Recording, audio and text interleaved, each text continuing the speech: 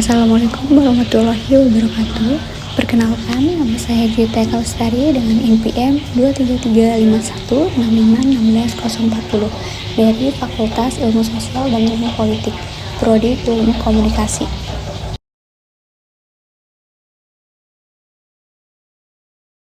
Di sini saya akan menjelaskan tentang materi sosialisasi.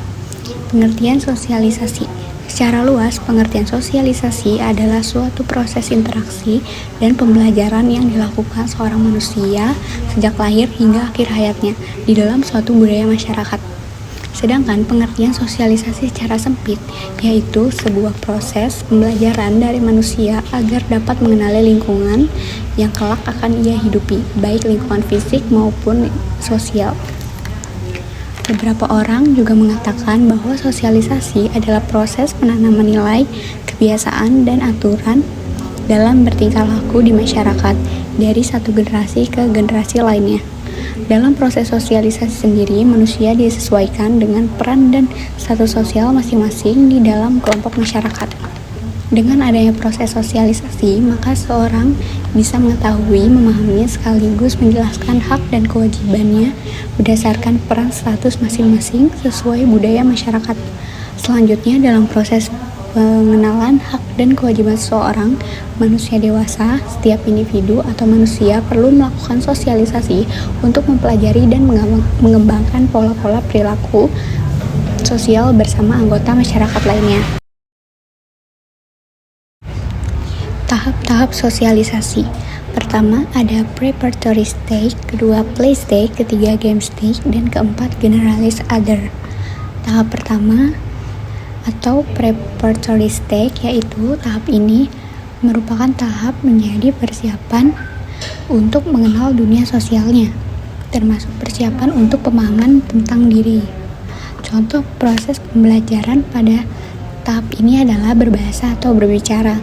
Misalkan, bayi mengenal bahasa yang disesuaikan dengan maknanya yang akan digunakan sesuai yang diajarkan oleh ibunya. Pada tahap ini, manusia hanya bisa belajar meniru saja. Misal, seorang ibu mengajarkan kata mama, papa, bobo, walaupun tidak diajarkan makna kata-katanya, si bayi dapat meniru kata-kata tersebut secara bertahap. Tahap kedua, play stage. Tahap ini merupakan langkah kedua dari tahap pertama, yaitu anak mulai meniru dengan lebih baik atau sempurna. Selain itu, pada tahap ini anak sudah dapat memahami perannya, dirinya, serta apa yang diharapkan dari dirinya dan peranan yang dimiliki orang lain. Sebagai contoh, anak perempuan sering meniru pola tingkah laku ibunya seperti memasak, belanja, atau berdandan. Ketika anak mulai bergaul dengan anak lainnya, maka ia berperan sebagai teman sebayanya. Pada tahap ini, anak sudah dapat membedakan individu berdasarkan statusnya, seperti paman, bibi, kakek, nenek, tetangga, dan guru. Ketiga, tahap siap bertindak atau game stage.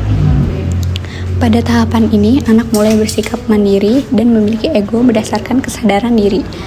Tingkat interaksi pada siap bertindak ini meningkatkan sehingga anak mampu mengambil peranan dalam masyarakat yang lebih luas.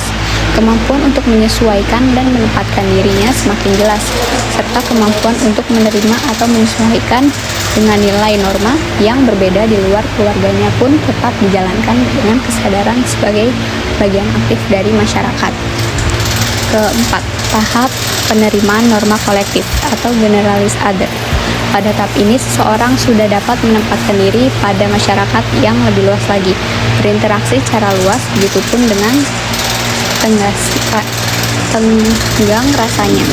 Dirinya sadar sebagai individu yang mempunyai hak dan kewajiban, individu yang dapat dikenakan sanksi hukum apabila melanggar tata nilai dan norma di masyarakat. Sebagai contoh, pada tahapan ini seorang sadar akan hak dan kewajiban sebagai warga negara dan bangsa Indonesia.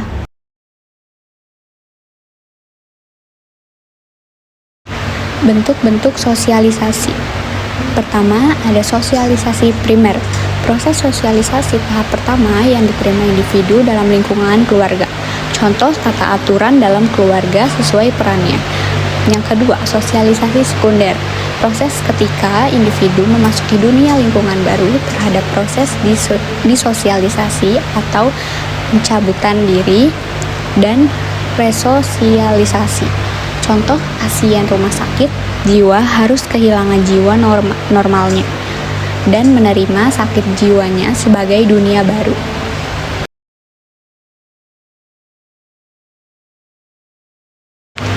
Pola-pola sosialisasi. Sosialisasi represif. Bentuk sosialisasi berupa pemberian reward atau punishment. Menurut Chigger, sosialisasi represif adalah pola dan cara penekanan. Contoh, suatu universitas memberikan aturan tentang berpakaian. Apabila sesuai aturan, maka akan diberi poin sikap tambahan, dan apabila melanggar aturan berpakaian, maka akan diberi sanksi poin sikap dikurangi. Kedua, sosialisasi partisipatoris. Bentuk sosialisasi yang dilakukan dengan menggunakan dan mengutamakan partisipasi anak. Menurut Chigger, sosialisasi partisipatoris adalah pola dengan cara memberi imbalan apabila berbuat baik. Jadi memberi imbalan dan penekanan hanya secara simbiolik. Contoh, seseorang anak yang berbuat kesalahan tidak diberi hukuman, namun hanya dinasehati dan diberi peringatan saja.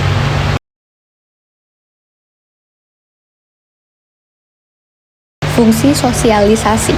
Terdapat dua fungsi utama dalam sosialisasi, yaitu pertama, individu. Bertujuan agar individu dapat mengenal, mengakui, menyesuaikan diri dengan nilai-nilai, norma-norma, dan struktur sosial yang ada di dalam masyarakat. Kedua, masyarakat. Bertujuan menjaga keteraturan hidup dalam bermasyarakat atas keragaman pola tingkah laku berdasarkan nilai dan norma yang diajarkan serta menjaga integrasi kelompok dalam masyarakat.